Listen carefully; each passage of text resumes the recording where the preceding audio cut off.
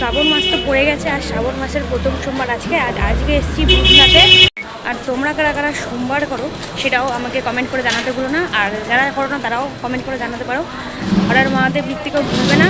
আর বাকি ভিডিওটা দেখতেই পাবে তোমরা। এখন যাবো, ফুলমালা নেবো, মিষ্টি নেবো, তারপরে মন্দিরের ভিতরে চেষ্টা করছি কতটা ভিডিওটা করা যায়। তোমরা আমার সঙ্গে থাকো আর হর হর মহাদেব লিখতেও ভুলো না। তো চলো ভিডিওটা শুরু করা যাক।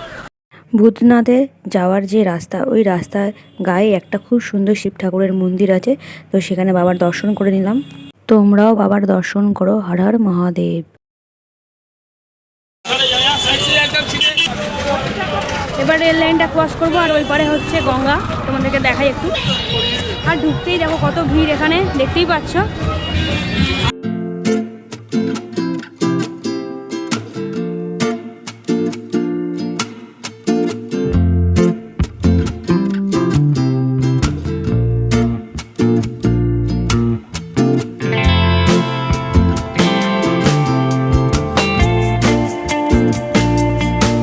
এখানে তো শ্রাবণ মাসে রীতিমতো শ্রাবণী মেলা বসে, দেখতেই পাচ্ছ তোমরা কত জিনিস দুদিকে একদম। আর এইদিকে হচ্ছে গঙ্গা। মানুষের ভিড়টা তোমার দেখতেই পাচ্ছ কতটা মানুষ, কতটা ভিড় হয়েছে এখানে। প্রথম সপ্তাহে এত ভিড়। এইখানে শুধু যে ছোটদের খেলনা সামগ্রী এইগুলো আছে তা না, এখানে সমস্ত রকমের বাঁক, তারপরে ঘন্টা থেকে শুরু করে বাঁক সাজানোর সমস্ত কিছু সামগ্রী এখানে তোমরা পেয়ে যাবে। যারা মনে করছো তারকেশ্বর যাবে বা যারা ভূতনাথ থেকে জল নিয়ে যাচ্ছে, দেখতেই পাচ্ছ সবাই সাজাচ্ছে কত সুন্দর সুন্দর।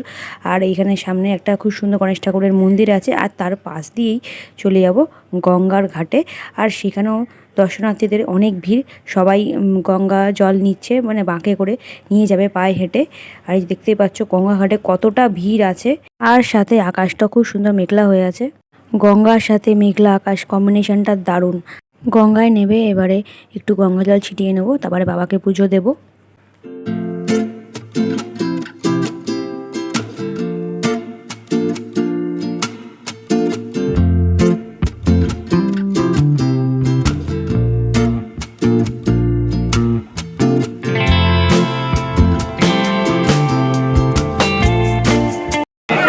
এবারে আমরা ভূতনাথের মধ্যে ঢুকবো, মানে ফুলমালা নেবো, তারপরে ঢুকবো। আর এখন ভিড় দেখো কতটা, সামনে যত যাচ্ছি তত ভিড়তে বাড়ছে।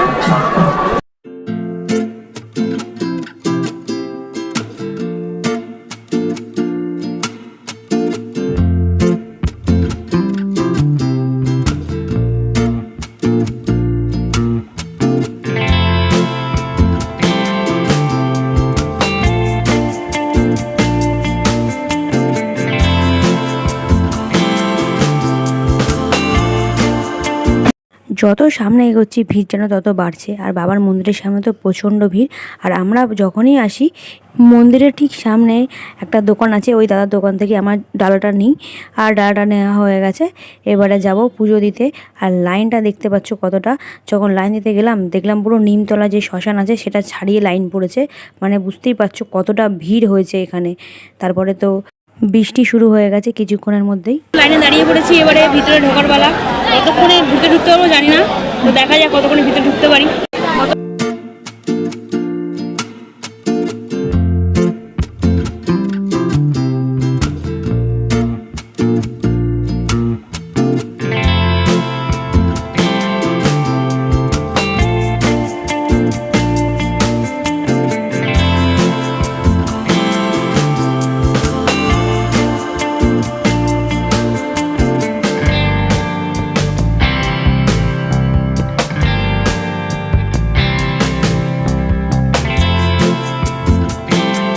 তো অনেক ভিড়, ভিতরে তো আমরা ভিডিও করতে পারিনি।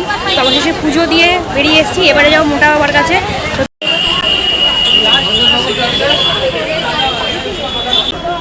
তোমরা হয়তো মনে করছো যে বললাম মোটা বাবার কাছে যাব, তো মিষ্টির দোকানে কি করছি। তো মোটা বাবার দর্শন করতে যাওয়ার আগে একটা মিষ্টির দোকান দেখতে পেলাম, তো এখান থেকে দুটো মিষ্টি নিয়ে নিয়েছি।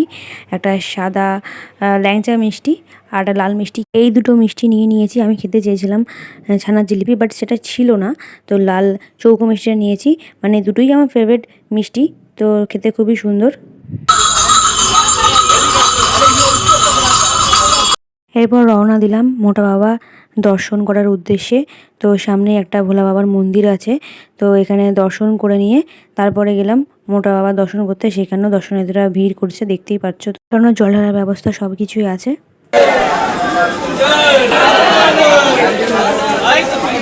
চলে এসেছি মোটা বাবার মন্দিরে।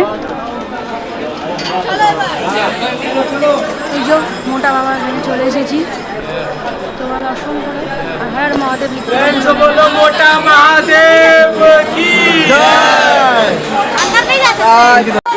মোটা বাবা তো দর্শন করলাম, এবারে কিছু খাবো, খেয়ে তারপরে বাড়ির দিকে রওনা দেবো। তো চলো পুরো ভিডিওটা দেখতে থাকবো তোমরা। তারপরে এখান থেকে নিয়ে নিলাম ম্যাঙ্গো লস্যি, দোকানটা নতুন ওপেন হয়েছে। আর দেখতেই পাচ্ছ কত কিছু ড্রাই ফ্রুটস দিয়েছে, আর সাথে এক টুকরো আম আর ওপর থেকে চেরি দেওয়া রয়েছে, দেখতে ভীষণ কালারফুল। দারুণ খেতে।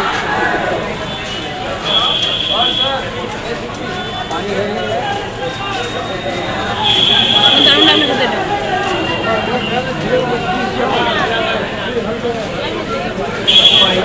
ভিডিওটা এই পর্যন্ত। যদি ভালো লেগে থাকে like, comment, share and subscribe করতে ভুলো না। আর পাশে থাকা বেল আইকনটি প্রেস করে দেবে যাতে তোমাদের কাছে নোটিফিকেশান যায় আমার প্রত্যেকটা ভিডিওর। আর কমেন্টে হর হর মহাদেব লিখতে ভুলো না। দেখা হচ্ছে নেক্সট ভিডিও। চলো টাটা, বাই বাই।